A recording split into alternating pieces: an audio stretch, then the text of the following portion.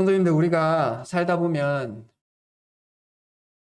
죽을 때 생각날 만한 추억들이 있지 않으신가요? 어떠세요? 어, 죽기 직전에 떠올릴 수 있는, 그리고 그 죽기 직전에 떠올렸을 때 우리에게 평안과 기쁨과 위로를 줄 수 있는 추억들이 우리 삶 속에 있다면 참 좋을 것 같다라는 생각을 합니다. 그래서 저는 의지적으로 어떤 의미 있는 일들이 제 삶에 일어나거나 제 마음에 감동이 되는 일들이 일어나거나 교훈이 될 만한 일들이 제 삶에 일어날 때, 내가 이걸 죽기 전에 꼭 기억해야지. 죽음의 앞에서 내가 이 추억들을 되새겨 봐야지라고 의지적으로 한번 생각할 때가 종종 있어요. 최근이라고 이야기하기는 좀 그렇겠지만, 작년에, 어, 제가 그런 경험을 했었어요. 뭐, 그 전에도 했었겠지만, 작년에 여름이었을 겁니다. 여름에, 어, 휴가 기간이 있어서 가족들과 같이 통영에 간 적이 있어요. 그곳에서 통영 바다 앞에 펜션이 있어서 그 펜션에서 머물면서 아이들과 또 아내와 시간들을 보내고 있었는데 그 펜션 바로 앞에 이제 바다가 있었어요. 그래서 뭐 바다에 나가서 가족들과 같이 이제 시간을 보내는데 둘째는 물을 닿으니까 무섭다고 바닷속에 안 들어오는 거예요. 그래서 아내가 둘째를 데려가고 어, 첫째하고 노아하고 저하고 둘이 이제 바닷가에 이제 몸을 담그고 노아가 이제 저한테 안기고 제가 이제 노아를 안고 이야기를 했어요. 하면서 이 지금 우리가 누리고 있는 이 자연 모든 것이 어디서 왔느냐라고 생각해? 라고 아들한테 물었을 때, 노아한테 물었을 때 노아가 하나님이 만드셨지 라고 이야기하고 첫째 노아에게 복음에 대한 제 나름대로 복음에 대해서 이 어린아이의 눈에 맞춰서 이야기하려고 복음을 나눴어요. 그래서 노아가 그것에 대해서 반응하는 것을 기억을 해요. 그게 그 순간이 제가 그 아이를 낳고 하나님의 살아계심과 그분이 우리를 얼마나 사랑하시고 그분을 통해서 우리가 구원받았다라는 사실에 대해서 또 그 사실이 제 자녀에게 제 아들에게 이게 사실로 지기를 이 원하는 마음이 지금도 그 마음이 잊혀지지가 않아요. 그리고 그 순간이 그리고 그 풍경이 잊혀지지 않습니다. 그래서 다른 사람들에게도 가끔 이런 얘기를 할 때가 있어요. 청년들은 저한테 이런 얘기 들었을 거예요. 죽기 전에 기억하고 싶은 기억들이 있는데 그 중에 하나가 이것이다 라고 이야기한 전 기억이 있어요. 저는 그것이 제가 참 기쁨이 되고 즐거움이 되는 것도 있지만 어느 순간에 되었을 때 제가 주님 안에서 이것을 참 감사하게 되거든요. 하나님께서 자녀도 주셨고 이 자녀에게 하나님의 복음을 전할 수 있는 기회도 주시고 이것에 대해서 제가 참 기쁘지만 그것도 참 기쁘지만 이 아이가 이 기억을 이 추억을 잊지 않기를 바라는 마음도 커요. 어느 순간에 되었을 때 그의 신앙생활 가운데 제가 언젠가는 노아보다는 뭐 주님께서 은혜를 베푸시면 제가 노아보다 먼저 세상을 뜨게 되겠죠. 그랬을 때 이 아이가 그걸 기억할 수 있으면 좋겠다라는 생각을 해요. 그래서 같이 만든 이 추억이 이 아이의 인생에 있어서 어려움이나 힘듦이 있을 때, 내 아버지가 나와 이런 시간을 가졌지. 그리고 내 아버지의 입술에서 이런 이야기를 들었지라는 이 추억이 제 자녀의 신앙생활에서 인생에 있어서 또 잊혀지지 않기를 바라는. 여기 계신 분들도 신앙생활을 하시면서 하나님께서 나의 인생에 대해서 나의 인생 가운데 이렇게 역사해 주셨구나.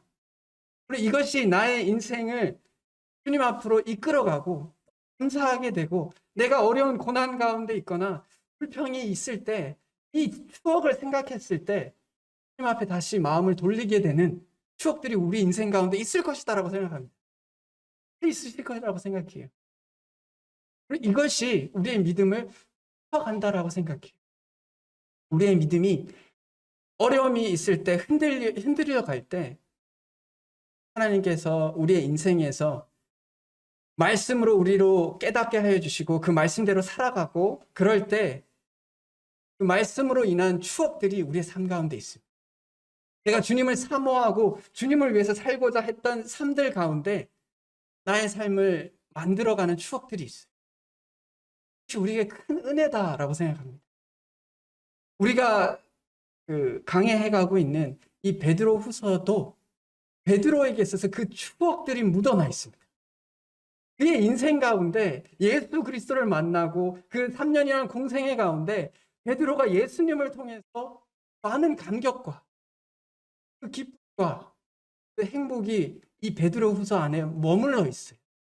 머물러 있을 뿐만 아니라 그래서 자신의 신앙생활을 해가는데 주춧돌이 됐을 뿐만 아니라 이제 베드로가 삶을 마감할 때가 되었다는 걸, 이제 그가 예수님께서 예언하셨던 그 순간이 이제 곧 닥칠 거라는 걸 알아요. 그래서 자신이 사랑했던 많은 성도들 혹은 자신이 복음을 전했던 사람들, 자신이 양육했던 사람들에게 그 추억을 전하려고 합니다.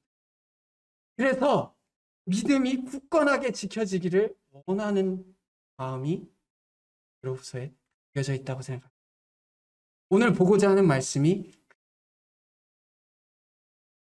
베드로후서 1장 12절에서 21절에 있는 말씀을 통해서 베드로가 어떻게 자신의 믿음을 굳건히 지켜왔으며 또한 어떻게 다른 사람들의 믿음을 굳건히 지키도록 돕고 있는지 사실을 우리가 볼 수 있었으면 좋겠습니다. 12절부터 21절 제가 읽도록 하겠습니다. 그러므로 너희가 이것을 알고 이미 있는 진리에 서 있으나 내가 항상 너희에게 생각나게 하려 하노라.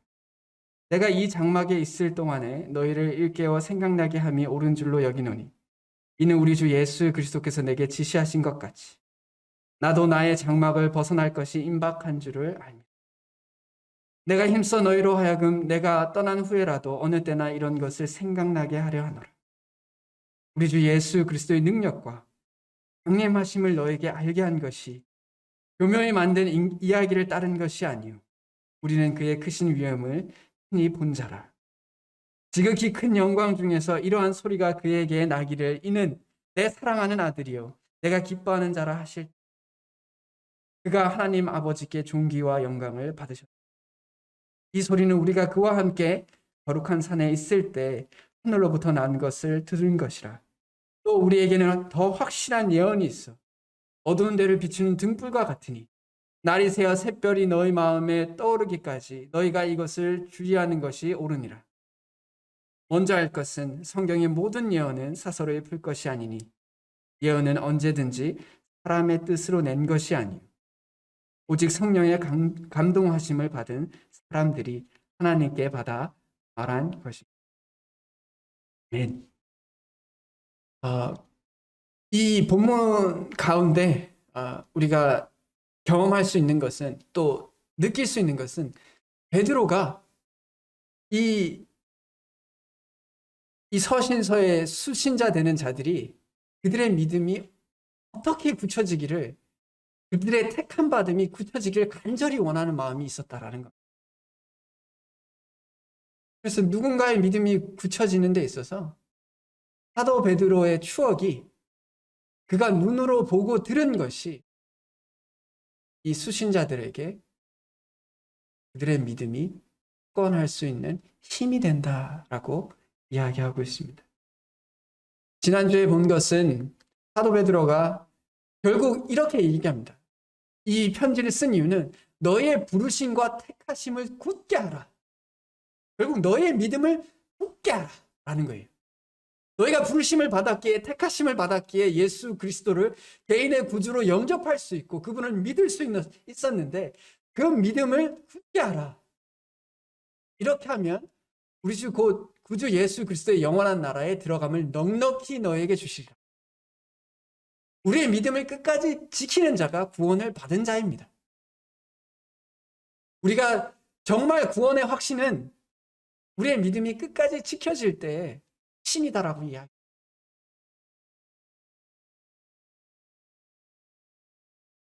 이것을 너희가 이제 택하심을 굳게 하라라고 이야기하고 하는 말이 그러므로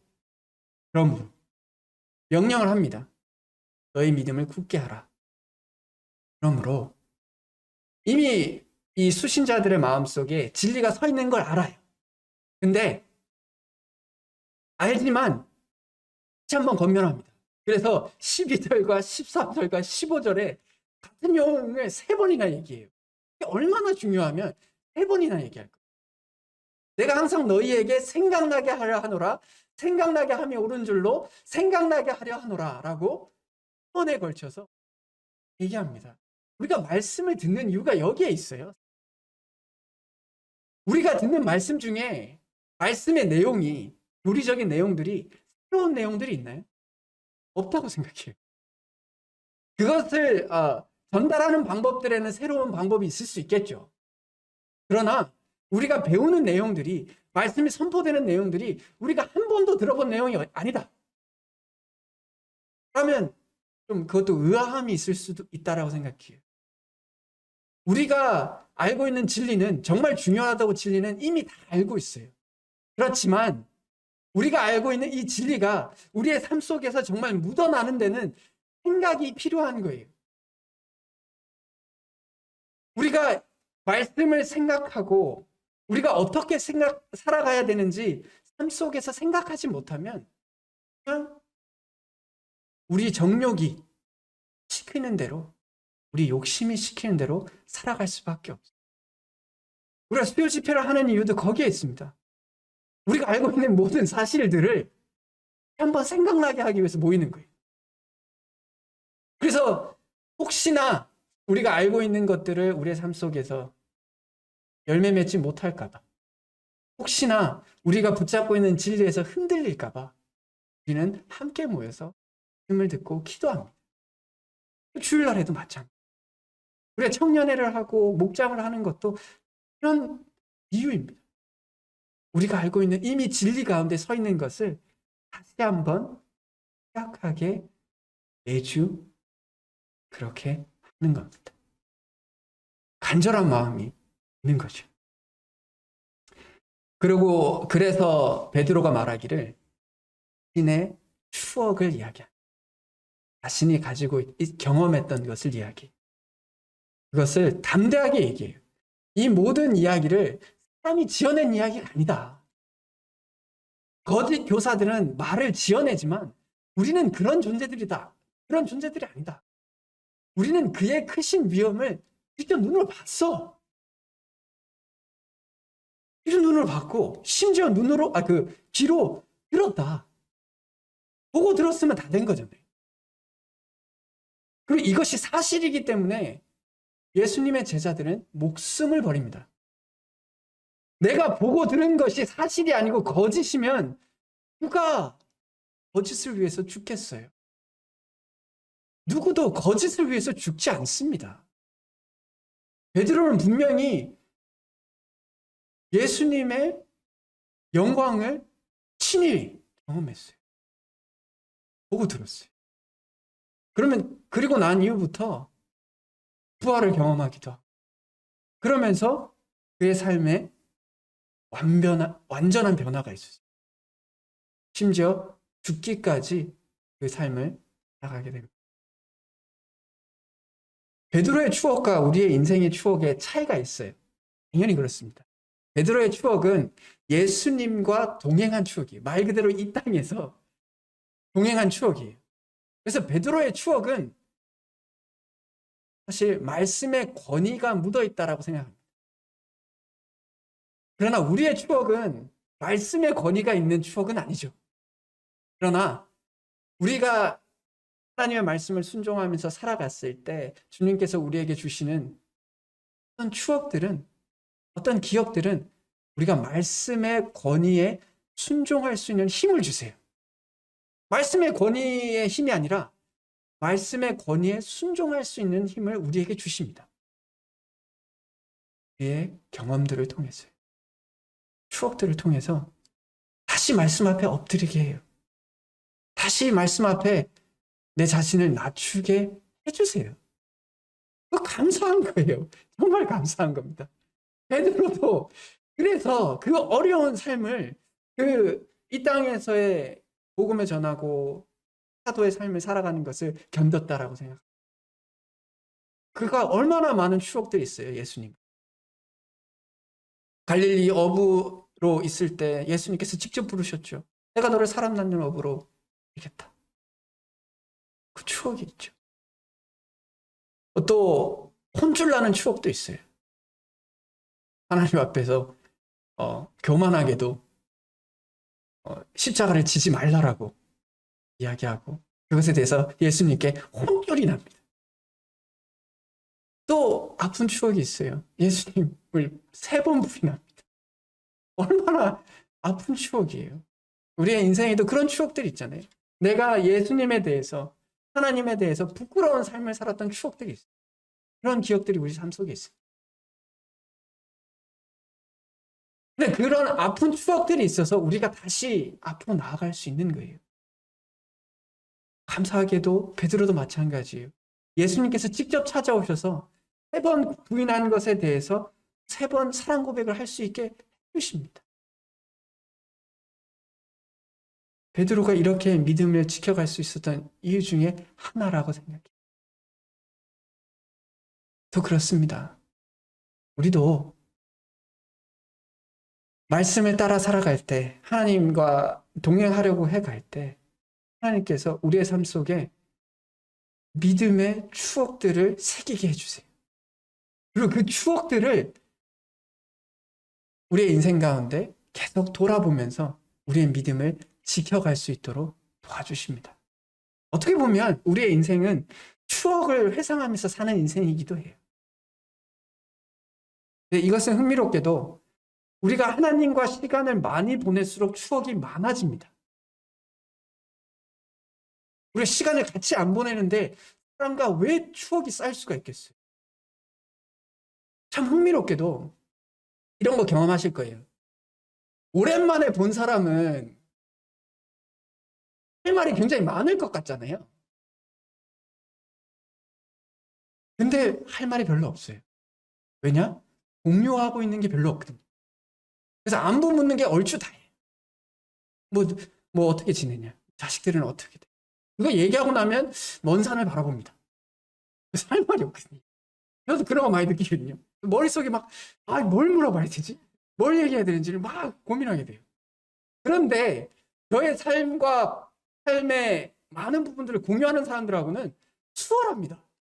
왜냐하면 할 말들이 많아요. 하는 것들을 같이 겪었거든요. 마찬가지예요. 그것을 경험했을 때 그것이 그 관계를 계속해서 돌아가게 만듭니다. 하나님과도 마찬가지예요. 하나님과 시간을 많이 보낼 때 우리가 하나님과의 관계에 추억들이 많이 쌓이게 돼요. 그럼 또 다시 하나님께 나아가기에 우리에게 힘을 줍니다. 그래서 좋은 선순환이죠. 추억이 쌓이면 하나님께로 돌아가고 하나님께로 돌아가면 추억이 또 쌓이고 이게 계속 돌아가요. 이렇게 해서 계속 성장하게 되죠. 근데 하나님을 안 만나면 추억이 없죠. 그러면 고난 가운데 하나님을 찾기보다 세상 것을 찾기 시작하죠. 그럼 계속 돌아가요. 그러면 이게 계속 밑으로 돌아가요. 그래서 성경에서 많이 가진 자에게 더 주고 없는 자에게 있는 것도 뺏으라는 이야기가 이렇게 되는 거예요. 많이 가진 자는 더 가질 수밖에 없어요. 없는 자는 점점 더 하나님과 멀어질 수밖에 없다라는 거예요. 이것을 우리 마음속에 좀 깨달을 수 있었으면 좋겠습니다. 우리도 이것으로 도전받을 수 있었으면 좋겠어요. 사도들이 우리랑 특별히 체질이 달라서 우리랑 본질적으로 달라서 그들이 신앙생활을 그렇게 할 수 있었는가? 그렇지 않다고 생각해요. 그들은 결국 하나님과의 친밀함을 통해서 힘을 얻어서 계속해서 나아갔다라고 생각합니다. 그럼 우리의 문제는 똑같아요. 하나님을 보고 듣는 것에 대해서, 하나님을 따르는 것에 대해서, 그리고 하나님을 체험하는 것에 대해서 그렇게 생각하면 생각할수록 하나님을 따르는 것이 점점 두려워져요. 하나님 안에서 사는 것이 점점 가치 없게 느껴집니다. 근데 하나님을 보고 듣는 것이 많으면 많을수록, 하나님을 체험하는 것이 많으면 많을수록 점점 더 하나님을 쫓는 것에 담대함이 생기고 그 가치를 발견하는데 기쁨을 누리게 돼요. 우리가 억지로라도, 우리가 좀 어색할지라도 보이자. 우리 같이 하나님과 하나님을 같이 경험하는 시간들을 가지자. 교제하자. 공부하자. 진솔한 나눔을 가지자라고 이야기하는 거예요. 그것이 우리의 신앙을 이끌어갑니다. 베드로도 그것을 경험했어요. 그에게 나기를 이는 내 사랑하는 아들이요 내 기뻐하는 자라고 하나님께서 그것을 기억한다라는 거예요. 그것을 변화산상에서 그것을 경험했다라는 거예요. 그 경험이 그의 신앙을 붙잡아가고 있습니다. 그리고 그의 신앙을 붙잡을 뿐 아니라 다른 이들의 신앙도 붙잡아갈 수 있어요. 예수님께서 이렇게 얘기하셨죠. 야, 사단이 너를 밀가루로도 요구하지나 내가 너를 위해서 기도했다. 네가 넘어진 회복한 후에 너의 형제들을 세우라라고 얘기했어요. 지금 베드로가 그 일을 하고 있는 거예요. 내가 경험해 봤는데 내가 회복해 봤고 이게 요즘 좀 비하하는 말로 나 때는 말이야 이런 개념이 아닌 거예요. 자기 의를 주장하는 게 아니에요. 나 때는 내가 이렇게 고생했는데 너희들은 뭐냐 이런 이야기가 아니에요. 정말 인생을 살아보니까 예수님을 경험해 보니 정말 말할 수 없는 기쁨이며 이렇게 사는 것이 인생이고 그것을 경험해 보니 그렇다라고 고백할 수 있는 거예요. 성도님들, 우리가 우리 인생을 마칠 때 이렇게 고백할 수 있었으면 좋겠어요. 우리 인생을 마칠 때 나도 내 인생이 마칠 때 감사하다. 인생에 흠이 없는 게 아니라 그 흠까지도 사랑하시고 그 흠까지도 사용하셔서 나를 여기까지 인도해 오셨고 내가 여전히 하나님을 사랑할 수 있는 마음을 허락해 주시는 하나님 참 감사합니다. 고백할 수 있었으면 좋겠어요. 그게 다른 이들에게 간증이 돼요. 세상 물려줄 생각하지 마십시오. 신앙을 물려줄 수 있는 건 다른 게 아니에요. 이것저것 가르치는 게 중요한 게 아니라 내가 하나님 안에서 기뻐하느냐예요. 내 인생에 막칠 때 내가 하나님으로 인해서 기뻤다 하고 이야기할 수 있는 것이다 라고 생각해요. 그것은 많은 추억을 만드세요. 추억들을 만드십시오. 하나님을 많이 생각하세요. 그리고 하나님을 생각하는 사람들과 많은 시간을 보내십시오. 그럴 때 베드로처럼 자신의 믿음이 굳건하고 다른 이들의 믿음을 굳건하게 만들어줄 수 있는 자로 있다고 생각합니다.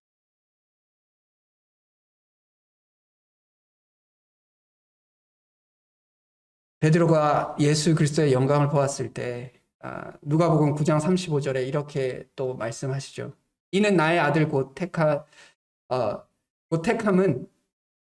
받은 자니 너희는 그의 말을 들으라 라고. 우리도 마찬가지예요. 다른 사람들의 인생 가운데 하나님이 역사하시는 걸 보면 그 역사하심에 대한 간증을 나누면 결국 우리가 그 이야기를 들었을 때 우리가 도전받는 건 이거잖아요. 나도 순종했을 때 결국 나도 하나님의 말씀을 들어야겠구나. 나도 이렇게 살아야겠구나. 라는 게 결론이 돼야 되는 거잖아요. 그런 경험들이 우리들에게 우리를 원합니다. 또한 우리의 믿음을 굳건하게 하는 것은 말씀을 통한 우리의 삶의 추억이지만 추억들이 우리의 말씀을 또한 굳건하게 하지만 가장 근원적인 힘은 결국 말씀에서 와요. 하나님께서 우리에게 실한 예언이 있다라고 얘기해요. 또 우리에게는 추억뿐만 아니라 그 베드로의 눈과 귀로 본 경험뿐만 아니라 또 우리에게는 더 확실한 예언이 있어. 여기서 말하는 이 예언이 여러 의견들이 분분하지만 예수님에 대한 예수님의 재림에 대한 구약이든 신약에서 여기서는 아마 구약에 대한 이야기겠죠. 구약에서 이야기하고 있는 하나님의 말씀들이 있다라는 거예요. 하나님의 말씀이 더 확실한 예언이 있어. 어두운 데를 비추는 등불과 같이 날이 새어 샛별이 너희 마음에 떠오르기까지 너희가 이것을 주의하는 것이 옳다. 너희 믿음을 굳히려면, 굳건한 믿음을 가지려면 말씀을 붙잡고 살아라고 이야기합니다. 이것에 주의하기를 바래요. 이것을 깊이 묵상하기를 바랍니다. 그러다 보면 어떤 문제가 생길 수가 있어요. 그것이 뭐냐? 말씀은 굉장한 권위를 가지고 있어요. 사실 이 지구상에서 가장 큰 권위를 가지는 문서적인 내용 중에 하나가 성경 말씀이 우리에게 가장 큰 권위를 우리에게 주실 거예요. 그러다 보니까 이 말씀을 가지고 장난을 치면 자연스럽게 자기에게 큰 권위가 생길 수 있다라고 착각해요. 그래서 이단들이 다 성경을 가지고 장난을 칩니다. 왜냐하면 이미 만들어진 권위를 이용해서 자신들의 뜻을 교묘히 이야기하는 거예요. 거짓된 이야기들을 이야기합니다. 그래서 이때 당시에 거짓 교사들과 거짓 가르침들이 많이 있었어요. 우리가 말씀을 보려고 할 때 이단들이 여러 가지 방법으로 우리의 말씀들을 잘못 분별하도록 또 실족하도록 만들 때가 있습니다. 그럴 때 우리가 기억해야 할 것은 말씀에 대하여 성경의 모든 예언은 사사로이 풀 것이 아니다라고 이야기합니다. 여기서 말하는 사사로이는 혼자 개인적으로 풀 것이 아니다라고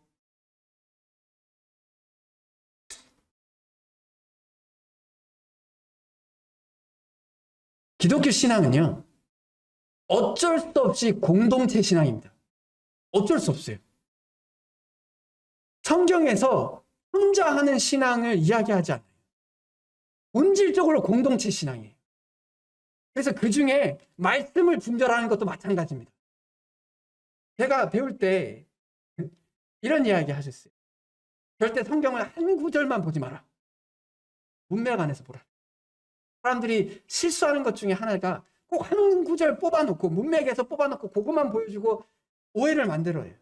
교묘한 말들을 만들어요. 그래서 한 구절만 보지 마라. 전체를 보라. 두 번째는 혼자만 성경을 보지 마라 라고 얘기했어요.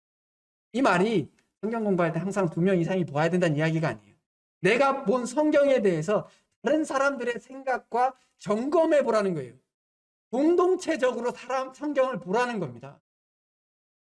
이단들이 왜 이단이냐면 공동체적으로 성경을 보지 않아요. 정통적인 신앙과 2000년이라는 시간 동안 만들어진 그 정통 교리에서 벗어난 분별을 하면서 옳다라고 주장합니다. 사사로이 성경을 푸는 거예요.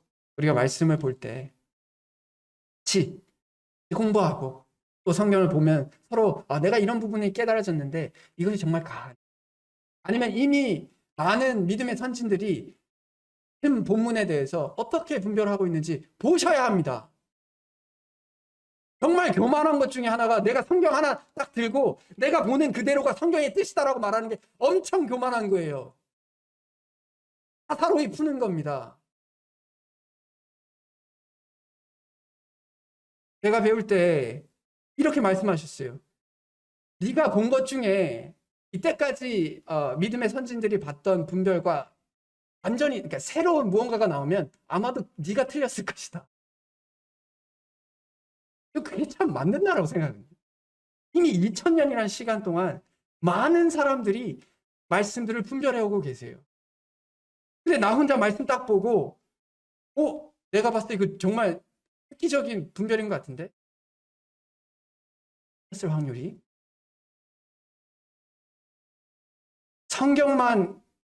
성경의 권위가 있다는 건 당연한 거예요. 성경의 권위가 있습니다. 그러나 그 권위를 바르게 분별하기 위해서 다른 이들과 함께 믿음의 선진들의 분별과 다른 이들의 분별들을 같이 볼 수 있어야 합니다.